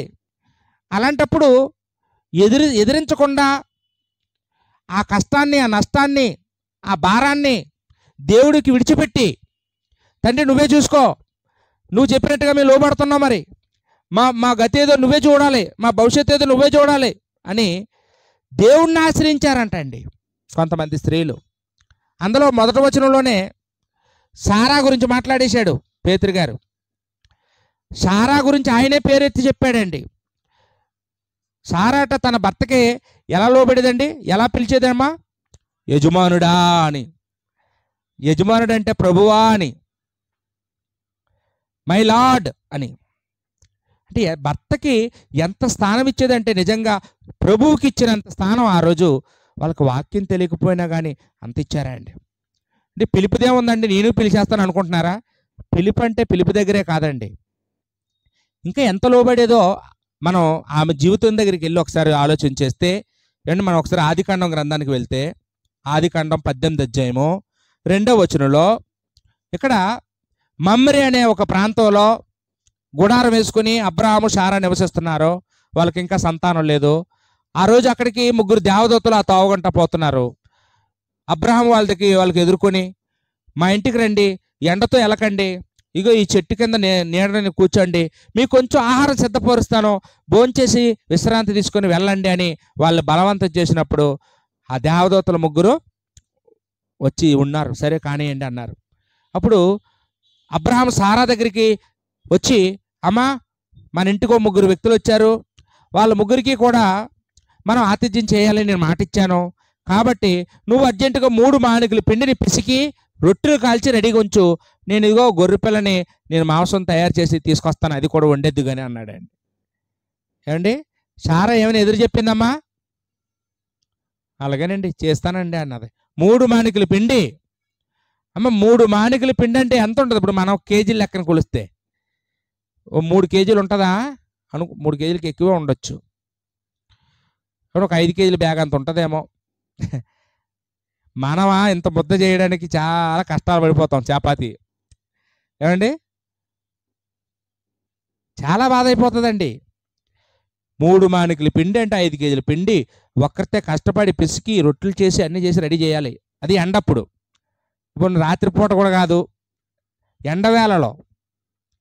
ఇప్పుడులా స్టవ్వా, కట్ల మీద కాల్చాలి, నిప్పుల ముందు కూర్చొని పొగ అదంతా పేర్చాలి. ఎంత కష్టం అండి. ఇప్పుడు ఈ కాలంలో సారమ్మ అయితే ఏం చెప్పినండి, మన కాలంలో సారమ్మలు అయితే అసలు ఎవరిని అడిగి నువ్వు వాళ్ళకి చెప్పావు? ఎవరిని అడిగావు? అసలు నన్ను అడిగావా? నా పర్మిషన్ అడిగావా? అసలు నా ఒంట్లో ఎలాగుంది నీకు తెలుసా? నాకు ఎప్పటి నుండి జ్వరం వస్తుంది నీకు తెలుసా? ఏం అలాగున్నావని ఎప్పుడైనా అడిగావా? అసలు ట్యాబ్లెట్ ఏం తెచ్చావా? 4 రోజులు బట్టి లోపల జ్వరం వస్తుంది నాకు, నా గురించి ఆలోచించలేదు కానీ నన్ను అడగకుండా తీసుకొస్తావా? కాబట్టి నువ్వే వండుకొని నువ్వే పెట్టుకో అని మంచం ఎక్కేస్తారండి ఇప్పుడెప్పుడు సారమ్మలు అయితే. ఏండి, వాళ్ళకి ఇష్టం లేకపోతే ఏవి చేయించలేమండి వాళ్ళ చేత, చాలా కష్టం. కానీ ఆ సారా అబ్రాహాంని అలా ఎదిరించలేదండి. ఎండప్పుడే 5 కేజీల పిండిని కూడా రొట్టెలు చేసి భర్త చెప్పిన వాళ్ళ దగ్గర తీసుకెళ్ళి పెట్టింది. ఎంత లోపడింది చూడండి అమ్మ. తర్వాత 20వ అధ్యాయానికి వస్తే, ఆదికాండ 20వ అధ్యాయం 2వ వచనంలో ఇక్కడ గెరార్ అనే ప్రాంతానికి వచ్చారండి. ఈ గెరార్ అనే ప్రాంతంలో అక్కడ ఉన్నటువంటి ఫిలిస్తీన్లు వాళ్ళు చాలా భయంకరమైన మనుషులండి. వాళ్ళ దేశ ఆచారం ఏంటంటే పొరుగువాడు భార్యని ఆశించకూడదు అనేది వాళ్ళ దేవత చెప్పిందంట వాళ్ళకి. మంచి పాప, ఇటు అన్ని దేవతలు కూడా మంచి మాటలు చెప్తాయా అనిపిస్తుంది. కాబట్టి వాళ్ళ ఊరు వాళ్ళ దొడ్డుతో కనిపెట్టారు ఆ దేవత మాటలకి. పొరుగువాడు భార్యని ఆశిస్తే కదా పాపం, భర్తను చంపేసిన విధవరాలు ఆశిస్తే పాపం లేదు కదా అనేసి, ఎవరైనా భార్య భర్తలు వాళ్ళ ఇంటికి వాళ్ళ ఊరు వస్తే, అందంగా ఉన్న భార్య కానీ వస్తే ఆ భర్తను చంపేసి ఆవిడ్ని తీసుకెళ్ళిపోయి పాడు చేసేసేవారు అంట. అదే వాళ్ళ ఊరు ఆచారం. అబ్రహాంకి ఆ సంగతి తెలియక కరువు వచ్చినప్పుడు ఆ ఊరు వెళ్ళిపోయాడు. అక్కడికి వెళ్ళిన తర్వాత ఈ సంగతి తెలిసింది. అప్పుడు అబ్రహాం గారు తన భార్య అయిన సారాని పిలిచి, అమ్మా ఈ ఊరోళ్ళు నన్ను చంపేసి నేను తీసుకెళ్ళిపోతారంటమ్మా, కాబట్టి మనం ఒక పని చేద్దాం, నేను చెప్పినట్టు వింటావా అంటే వింటానండి. అందరి దగ్గర కూడా నేను నీకు అన్నయ్యని అని చెప్పు, అందరి ముందు నన్ను అన్నయ్యని పిలువు, నేను నిన్ను చెల్లమ్మని పిలుస్తాను, ఓకేనా అన్నాడు. ఏమండి, అలాగేనండి అన్నది. అమ్మా మీలో ఎవరైనా మీ ఆయన మీ దగ్గరికి వచ్చి నన్ను అన్నయ్యని పిలమ్మా, నేను నిన్ను చెల్లమ్మని పిలుస్తాను అంటే మీలో ఎంతమంది పిలుస్తారు మీ ఆయన చెప్పినట్టుగా?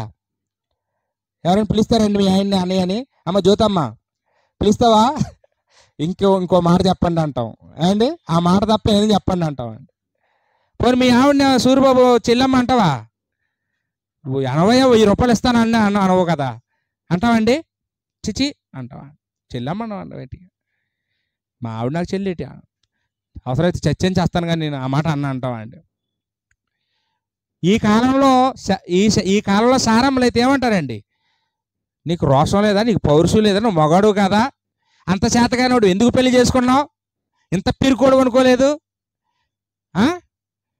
రమ్మని ఎవడొస్తారు నేను చూస్తానని ముందుకెళ్తారు కత్తి పట్టుకొని. కానీ భర్త చెప్పిన మాట మాత్రం వినరండి. సారా విన్నదండి. ఎంత లోపడిందో. దేవుడు తన కుమారుణ్ణి, అబ్రాహాము యొక్క కుమారుణ్ణి బలిగా అర్పించమన్నప్పుడు సారాకు చెప్పకుండా అబ్రాహాం ఏది చేయడు. కానీ సారా వెళ్ళి అడ్డుపడితే అబ్రాం బలి అర్పించగలడా? ఏమండి, ఇంట్లో కొడుకుని తీసుకొని 3 రోజులు దూరం వెళ్ళిపోతే భార్యకి తెలీదా? ఇంతమంది మనుషుల్ని కట్టిల్ని అన్ని తీసుకొని వెళ్తుంటే తెలీదా? చూస్తే తెలుస్తుంది, చెప్పకపోయినా తెలుస్తుంది. ఎక్కడికండి అంటే ఇలాగ దేవుడు బలిచ్చేయమన్నాడు తీసుకెళ్తున్నాను అంటే, ఇప్పుడు సారామ్మలు అయితే ఏం చేస్తారో తెలుసా? ఆ కత్తితో ఏమండి భర్తనే బలిచ్చేస్తారు. నీకేదో పిచ్చి పట్టుకున్నట్టుంది, లేక 100 ఏళ్ళప్పుడు పుడితే బలిచ్చేస్తావా అని. సారా భర్తను ఎదిరించలేదండి, సహకరించింది. అదండి సారా ఎంత లోబడిందో. ఇంకా ఎవరైనా ఉన్నారండి అలాంటి పూర్వం దేవుడిని ఆశ్రయించిన వాళ్ళు? అంటే వీళ్ళు అలా ఉన్నారంటే కారణం దేవుడిని ఆశ్రయించారండి. కష్టం వచ్చినప్పుడు దేవుడి మీద ఆధారపడ్డారు, దేవుడే సాయం చేశాడండి. ఆ అబీమెలెకు చేతిలో నుండి దేవుడే సారాని కాపాడాడండి. ప్రతి సందర్భంలోనూ దేవుడే వాళ్ళని కాపాడాడు. రెబ్కా, రెండోది ఎవరండి? రెబ్కా. రెబ్కా అంటే ఎవరు? సారమ్మ కోడలే, ఇస్సాకు భార్య. ఆవిడ లోబడిందా భర్తకి? ఆవిడకి పెళ్లికి ముందే లోబడే గుణం ఉందంట. ఆ ఎలియాజరు ఒంటెలు తీసుకొని వెళ్ళినప్పుడు, అమ్మ నాకు నా ఒంట్లకి నీళ్ళు పోస్తావా అని అడిగితే, పోస్తానండి అని పోసిందంట అండి. ఒంట్లు ఎన్ని నీళ్ళు తాగుతాయండి? 10 ఒంట్లు అంట, 1-2 కాదు, 10 ఒంట్లు తాగినండి నీళ్లు మోసింది. ఆయనకి నీళ్లు పోసింది. అమ్మ మీ ఇంటికి వస్తే అన్నం పెడతావా అంటే, రండి అని ఇంటికి తీసుకెళ్ళి భోజనం పెట్టించింది. ఏమండి, అబ్రహాం గురించి గొప్పగా చెప్పినప్పుడు విన్నప్పుడు, అమ్మ నువ్వు నా వెనకాతలు వస్తావంటే, భర్త ఎలా ఉంటాడో చూపించండి, పొట్టాడా పొడవటాడా తెల్లగుంటాడా నల్లగుంటాడా అడిగిందండి. ఇప్పుడంటే ఇలా ఫోటోలు చూపిస్తున్నాం సెల్ ఫోన్లో. పెళ్ళికి ముందే అమ్మాయి ఫోటో ఊరందరూ చూసేస్తారు, అబ్బాయి ఫోటో ఊరందరూ చూసేస్తారు. అలా చూసే వచ్చింది ఆవిడ, ఫోటోలు చూడలేదండి. క్యారెక్టర్ గురించి చెప్తే విని వచ్చింది అంతే. అంత దూరంలో ఇస్సాకు నడుచుకొని వస్తున్నాడంట.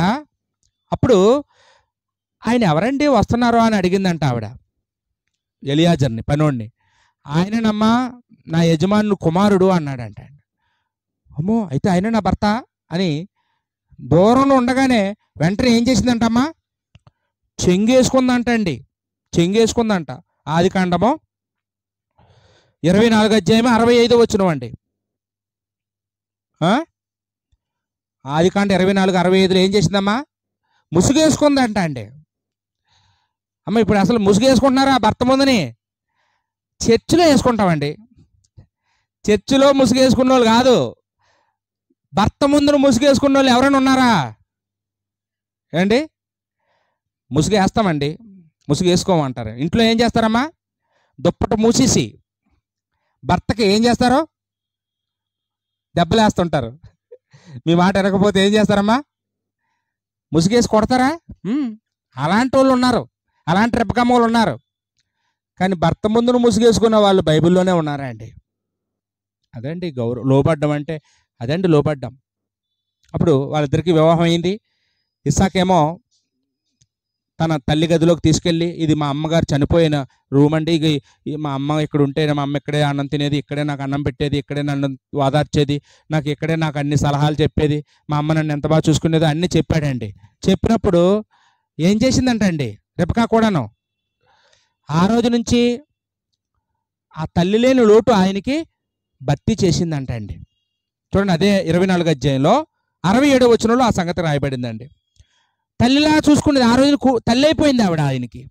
అప్పటి వరకు భార్య ఆ క్షణం నుంచే ఏ పాత్ర పోషించిందంటండి? తల్లి పాత్ర. మా ఆయన ఎప్పుడు ఇంకా అమ్మలేదని అడగకూడదు, నేనే అమ్మనైపోతాను అనుకొని ఒక తల్లిలాగా అతన్ని సాకేదనమాట. ఎక్కడున్నారండి అలాంటి లోబడే వాళ్ళు ఈ కాలంలో? ఇంకెవరు ఉన్నారండి అలాంటి స్త్రీలు? లేయా ఉందండి. లేయా అందగత్తి కాదు, జబ్బు కలది, కానీ ఆమె చాలా మంచి గుణవంతురాలండి, చాలా మంచి గుణవంతురాలు. ఆమె గుణవంతురాలు మీకు ఎలా తెలుసండి అంటారా? ఆమెకు ఉన్న జబ్బు కళ్ళను బట్టి యాకోబు ద్వేషించేవాడండి. ఎవరైనా ద్వేషిస్తే ఎంతకాలం ద్వేషిస్తారండి? కొద్ది రోజులు. మీ భర్త మిమ్మల్ని ద్వేషిస్తే ఎంతకాలం ఓర్చుకుంటారు? అతని దగ్గర ఉంటారు. కొన్నాళ్ళు చూస్తాం, 1 సంవత్సరం చూస్తాం, 2 సంవత్సరాలు చూస్తాం, చిరాకు వచ్చి వెళ్ళిపోతాం. కానీ ఈమెట 6 పిల్లలు పుట్టే వరకు కూడా ఓర్చుకుందండి. 6వ కొడుకు పుట్టినప్పుడు మాట్లాడుతుంది. ఒకసారి చూడండి, ఆదికాండంలో 30 అధ్యాయం ఆదికాండం 30:20 మాట్లాడుతున్న మాట ఒకసారి చదువుదామండి. ఆదికాండము 30:20 అప్పుడు లేయా, దేవుడు మంచి బహుమతి నాకు దయచేసును, నా పెనిమిటికి 6 కుమారులు కని ఉన్నాను గనుక అతడికను నాతో కాపురము చేయననుకొని అతనికి జెబూలోను అని పేరు పెట్టెను. అండ్ అప్పటి వరకు కూడా అతను మంచిగా ఆమెతో లేడు. ఈ 6వ కొడుకు పుట్టిన తర్వాత అయినా నా మీద ప్రేమ పుట్టకపోద్దా, నా భర్తకి నన్ను బాగా చూసుకోకపోతాడా అని ఇంకా ఈ ఆశపడుతుందంట అండి. ఎంత లోబడిందండి. 6 పిల్లలు పుట్టే వరకు భర్త ఖాతరు చేయకపోయినా అతనితోనే ఉన్నదండి. ఏమండి, ఈ కాలంలో ఎవరైనా ఉంటారమ్మా అలాగా? ఇప్పటికైనా నా భర్త నన్ను బాగా చూసుకుంటాడు, ఇప్పటికైనా చూసుకుంటాడు, ఈ సంవత్సరమైనా చూసుకుంటాడు, ఈ సంవత్సరమైనా మారుతాడు అనుకుంటుందండి. ఎంత ఓర్పు అండి, ఎంత సహనం. ఎంతమందికి ఉందో మీలో అలాంటి ఓర్పు? ఎన్నాళ్ళైనా చచ్చిపోయే వరకు నా భర్త కోసం, ఆయన మార్పు కోసం నేను పోరాడుతుంటాను, ఎదురు చూస్తుంటాను, పట్టుదల కలిగి దేవుడిని ఆశ్రయిస్తాను, ఉపవాసం ఉంటాను, దేవుడికి ప్రార్థన చేసుకుంటాను, నా భర్తను దేవుడు మారుస్తాడని. ఎంతమందికి ఉంది అలాంటి అంత ఓర్పు, అంత సహనం? అండి, లోబడ్డం అంటే అదే అండి. లోబడ్డం అంటే అది. ఈరోజు మనం చిన్న విషయానికి ఏమంటే హెచ్చించుకుంటున్నాం. చిన్న చిన్న సమస్యల దగ్గర పెద్ద గొడవలు చేసుకుంటున్నామండి. భర్త భార్యకు లోబడదు, భర్త భార్యను ప్రేమించడు, భార్య భర్తకు లోబడదు. ఈ భార్య భర్తలు ఇద్దరు ఒకరికొకరు లోబడకపోవడం వల్ల వాళ్ళ ముందు పెరుగుతున్న పిల్లలు కూడా వాళ్ళిద్దరికీ లోబడరు. మన కుటుంబాలు శాంతి లేదు, సమాధానం లేదు, నెమ్మది లేదు, సంతోషం లేదు, ఆనందం లేదు. అన్ని జనులే హ్యాపీగా ఉన్నారనిపిస్తుంటుంది. ఇంత వాక్యం నేర్చుకొని కూడా, ఇంత వాక్యం తెలిసి కూడా మనం ఈ వాక్యాన్ని ఆచరణలో పెట్టలేకపోతున్నామండి. ఈ వాక్యం ఎక్కడో అల్లంత దూరంలో మనకి కనపడుతుంది తప్ప మన జీవితంలో ఇదిగో నా భార్య నాకు లోబడుతుందండి సంపూర్ణంగా అని చెప్పగలిగే భర్తలు కనపడటం లేదు. నా భర్త నన్ను బాగా ప్రేమిస్తాడండి, యేసుప్రభువులా ప్రేమిస్తాడని చెప్పే భార్యలు ఎక్కడ కనపడటం లేదు. మా పిల్లలు మాకు సంపూర్ణంగా లోబడుతున్నారని చెప్పే తల్లిదండ్రులు లేరు. ఏమండి, లోపం ఎక్కడుందండి? మన వాక్యం విని ఇక్కడే విడిచిపెట్టి వెళ్ళిపోతున్నాం. మనం ఆదర్శంగా ఉండాలి, మన కుటుంబం అందరికీ ఆదర్శంగా ఉండాలి అంటే మనం కోరుకుంటే అయిపోదండి. మనందరం ఏం చేయాలమ్మా? దానికోసం కృషి చేయాలి. లోపం నాలోనే ఉంది, నేను దిద్దుకుంటాను అని ఎవరికి వాళ్ళము ఆలోచన చేసుకుంటే ఖచ్చితంగా మనందరినీ కూడా దేవుడు కోరుకున్నట్లుగా మనము జీవించడానికి అవకాశము ఉంటుందండి. ఇక చివరగా మనం చూసినప్పుడు పరలోకంలో ఉన్న దేవుని కుటుంబం మనకి ఇంకా ఏ విషయంలో ఆదర్శం అని ఆలోచిస్తే ప్రేమానురాగాల్లో ఏమంటే ఆదర్శం అండి. ప్రేమానురాగాలు కలిగి ఉండడంలో పరలోకంలో ఉన్న దేవుని కుటుంబం ఈ భూమి మీద ఉన్న మనకి ఆదర్శంగా ఉన్నారండి. ఏమంటే ఆ పరలోకంలో ఉన్న కుటుంబం దేవుడు ఎవరమ్మా? దేవుడు ప్రేమ స్వరూపి. మనం ఎన్నో పాటలు పాడుతుంటాం. దేవుడు ఎవరమ్మా? ప్రేమ స్వరూపి. 1 యోహాను పత్రికలో 4వ అధ్యాయంలో మనం ఆ సంగతి చూస్తాం. దేవుడు ప్రేమ స్వరూపి. దేవుడు లోకాన్ని ఎంతో ప్రేమించినని యోహాను 3:16 మనం చదువుకుంటున్నామండి. శాశ్వతమైన ప్రేమతో ఆయన మనల్ని ప్రేమిస్తున్నాడని ఇర్మియా గ్రంథంలో కూడా మనం గత వారం చెప్పుకున్నాం. దేవుడు ప్రేమ స్వరూపి. యేసుక్రీస్తమ్మా, యేసుక్రీస్తు వారు కూడా ప్రేమ స్వరూపేనా? ప్రేమ స్వరూపే. బైబిల్లో మనం చూసినప్పుడు ఎఫెసీ పత్రికలో 5వ అధ్యాయంలో 2వ వచనంలో క్రీస్తు మిమ్మును ప్రేమించి పరిమళ వాసనగా ఉండుటకు మీ కొరకు తను తాను అప్పగించుకొని బలిగా ఆయన తను తాను చేసుకొనెను అనే మాట అక్కడ మనం చూస్తున్నామండి. యేసుక్రీస్తు వారు కూడా మనల్ని ప్రేమిస్తున్నారా? మనల్ని ప్రేమిస్తున్నారండి. ఈయన ప్రేమ మాటలతో కాదు, ఈయన ఏం చేశారమ్మా? ప్రాణమే పెట్టాడండి. ప్రాణమే పెట్టాడు. ఈరోజు మనం ఎవరినైనా ప్రేమిస్తాం, డబ్బులు ఇచ్చి ప్రేమిస్తాం, బట్టలు ఇచ్చి ప్రేమిస్తాం, ఆహారం పెట్టి ప్రేమిస్తాం, నగలిచ్చి ప్రేమిస్తాం, కానీ ప్రాణాన్ని పెట్టగలమండి? ఏమండి, యేసుక్రీస్తు వారు ప్రాణాన్ని అర్పించాడండి. అది ప్రేమ అంటే ఇది, ప్రేమ అంటే ఇది, ప్రాణం పెట్టడమే అని నిరూపించిన మహనీయుడు యేసుక్రీస్తు వారండి. కాబట్టి మన కుటుంబాల్లో కూడా ఏముండాలమ్మా? ఒకరి పట్ల ఒకరికి ప్రేమ ఉండాలండి. కొన్ని కుటుంబాలు మనం చూస్తే ఆశ్చర్యం వేస్తూ ఉంటుంది. భర్త అందరినీ ప్రేమించేవాడైతే భార్య భార్యలో ప్రేమ కనపడదు. భార్య అందరినీ ప్రేమిస్తే భర్తలో ప్రేమ కనపడదు. భార్యాభర్తలు ఇద్దరిలో ప్రేమ కనపడితే పిల్లల్లో కనపడదు. పిల్లల్ని ప్రతి తల్లిదండ్రులు ప్రేమిస్తారు, కానీ అందరి పిల్లలు తల్లిదండ్రులు ప్రేమించరు. ఈరోజు ఓల్డేజ్ హోములు అన్నీ ఉన్నాయంటే కారణం ఏంటండి? తల్లిదండ్రులు ప్రేమించిన పిల్లలు ఇంకా ఉన్నారు. వాళ్ళు మర్చిపోయారు వాళ్ళని ఎలా కన్నారో, ఎలా పెంచారో, ఎలా పెద్ద చేశారో, ఎలా చదివించారో, ఈ స్థాయికి ఎలా తీసుకొచ్చారో మర్చిపోయి ఆ ప్రేమను మర్చిపోవడం వల్ల. అందుకే బైబిల్లో మనకి అక్రమము విస్తరించుట చేత అనేకులలో ప్రేమ చల్లారిపోతుంది అన్నాడండి. ఏమండి, ఏది పెరిగిపోతుందమ్మా ఇప్పుడు లోకంలో? అక్రమం పెరిగిపోతుంది. అక్రమం అంటే పాపం పెరిగిపోవడం వల్ల ప్రేమ చల్లారిపోతుందండి. ఎక్కడికక్కడ పాపం పెరిగిపోతుందండి. కాబట్టి మన ఇంట్లో పాపం ప్రవేశించకుండా, మన ఒంట్లో పాపం ప్రవేశించకుండా మనం జాగ్రత్త పడితేనే తప్ప ఏమండి మనం ప్రేమను పొందుకోలేమండి. ఎవరి దగ్గర మనం ఎవరిని ప్రేమించలేం. ఒకళ్ళు మోసం చేసుకుంటూ, ఒకరితో ఒకరు అబద్ధాలు ఆడుకుంటూ, ఏమండి ఒక చెయ్యి ఆ కన్నుని పొడుచుకుంటుందా? ఏమని చెప్పండి అమ్మా. ఒక చెయ్యి ఇంకో చెయ్యిని గాయపరుచుకుంటుందా? గాయపరుచుకోదు. కానీ మన కుటుంబాల్లో భర్త భార్యను మోసం చేస్తున్నాడు, భార్య భర్తను మోసం చేస్తుందండి. వాళ్ళకి తెలియకుండా వీళ్ళు తెలియకుండా వాళ్ళు అక్రమమైన పనులు చేస్తున్నారు. అందువల్ల ప్రేమ ఏమైపోతుందండి?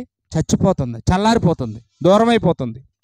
కాబట్టి మనం ఎప్పుడూ ఒకళ్ళ హృదయంలో ప్రేమని చల్లార్చేయకూడదండి. ఒకళ్ళ హృదయంలో ప్రేమ సంపాదించుకోవడానికి మనం కృషి చేద్దాం, ప్రయత్నం చేద్దాం. అంతే తప్ప ప్రేమ చల్లారిపోయే పనులు మనం చేయకూడదండి. ఈ మాట మాట్లాడితే ప్రేమ చల్లారిపోద్దేమో నా భర్తలో, నేను ఈ మాట మాట్లాడితే నా భార్యలో ప్రేమ చల్లారిపోద్దేమో, నేను ఈ మాట మాట్లాడితే నా పిల్లల్లో ప్రేమ చల్లారిపోద్దేమో అని భయపడుతూ మనందరం ఏం చేయాలమ్మా? ఎప్పుడు ప్రేమ కలిగి ఉందామండి. మనందరం ప్రేమ కలిగి ఉందాం. ఎల్లప్పుడూ ప్రేమ కలిగి మనం నడుచుకుందామండి. అందరితో ప్రేమ కలిగి ఉందామండి. అలా ఉంటే ఖచ్చితంగా మనం కూడా ఈ భూమి మీద ఆదర్శవంతమైన కుటుంబంగా పిలువబడతాం. ఏమండి, మా కుటుంబం ఎప్పుడు కూడా మిమ్మల్ని ఆదర్శంగా తీసుకుంటామండి. మీ భార్యని, మీ పిల్లల్ని, మిమ్మల్ని మేము రోల్ మోడల్గా తీసుకున్నామండి. మీరే మాకు ఆదర్శం అండి, మీరే మాకు ఇన్స్పిరేషన్ అండి, మీ వల్లే మేమందరం ఇలా ఉన్నామండి అని మనల్ని చూసి కొంతమంది మాట్లాడుకునే రోజు ఖచ్చితంగా వస్తుందండి. అలాంటి రోజు రావాలంటే మనందరం కూడా దేవుని యొక్క వాక్యానుసారంగా నడుచుకోవడానికి ప్రయత్నం చేద్దాం. అమ్మ 4 సంగతులు చెప్పాను. నెంబర్ 1 ఏంటమ్మా? దేవుని కుటుంబం ఏ విషయంలో మనకు ఆదర్శం? గట్టిగా చెప్పండి. ఐక్యతలో ఉండాలి. 2, పని చేసేవారుగా ఉండాలి. అందరూ పని చేయాలి, ఎవరు సోమరుగా ఉండకూడదు. నెంబర్ 3, లోబడాలి. అందరూ లోబడాలండి. కుటుంబంలో తగ్గించుకోవాలి, ఎవరు హెచ్చించుకోకూడదు, అందరూ తగ్గించుకొని బ్రతకాలి. 4, ప్రేమ కలిగి ఉండాలి. మనందరం ప్రేమ కలిగి ఉండాలండి. ప్రేమానురాగాలు కలిగి ఉండాలి. ఎవరికి ఇవ్వవలసిన ప్రేమలకు ఇచ్చేయాలండి. వాళ్ళు కోరుకుంటారండి. మా నాన్న ప్రేమించాలని పిల్లలు కోరుకుంటారు, వాళ్ళకి అది ఇచ్చేయాలి. ఏమండి, నా భర్త నన్ను ప్రేమించాలని భార్య కోరుకుంటుంది. ఆమె కోరుకున్న ప్రేమను ఆమెకి ఇవ్వాలి. ఆమెతో కొంత టైం కేటాయించాలి. అలాగండి అందరివి కూడా ఒకరికి ఇవ్వవలసిన ప్రేమను వాళ్ళకి ఇవ్వాలి. నా సంఘం నన్ను ప్రేమించాలని నేను ఎంతో కోరుకుంటుంటానండి, నాకు అది ఇవ్వాలండి. నన్ను చూసి వందనాలు కూడా చెప్పకుండా వెళ్ళిపోయారు అనుకోండి, నేను బాధపడుతుంటాను చాలా సందర్భాల్లో. ఏంటి నేనంటే ప్రేమ లేదు వీళ్ళకి అని అనుకుంటాను. సువార్తికుడికి ఇవ్వవలసిన ప్రేమ ఆయనకి ఇవ్వాలి. ఏమండి, అలా ప్రతి చోట మనం ఏమైనా మనలో లోపాలు ఉన్నాయేమో ఎవరికాలు దిద్దుకుందామండి. నాలో లోపాలు నేను దిద్దుకుంటాను. మనందరం కలిసి ఆదర్శవంతమైన కుటుంబంగా ఉండడానికి ప్రయత్నించేద్దాం. ఓపికగా వాక్యమని మీకు వందనాలు చెల్లించుకుంటూ ముగిస్తున్నానండి. వందనాలు.